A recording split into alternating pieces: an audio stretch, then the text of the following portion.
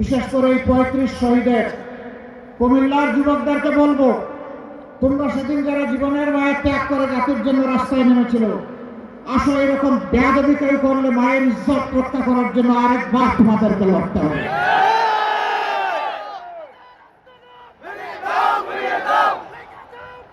বহু জায়গায় ভয় দিতে দেখানো হচ্ছে, বলা হচ্ছে অমুক মার্কায় ভোট না দিলে ভোট সেন্টারে যাবেন না, গেলে খবর আছে।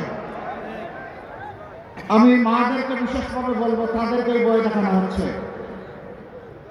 আপনারা ওই মা যারা শরীফ ওসমান হাদিকে জন্ম দিয়েছেন, ওই মা যারা আপনার ফাহাদকে জন্ম দিয়েছেন, ওই মা যারা আবু সাইদকে জন্ম দিয়েছেন, যে আবু সাইদ বলেছিল হয় আমার অধিকার দে, না হয় আমাকে একটা গুলি দে।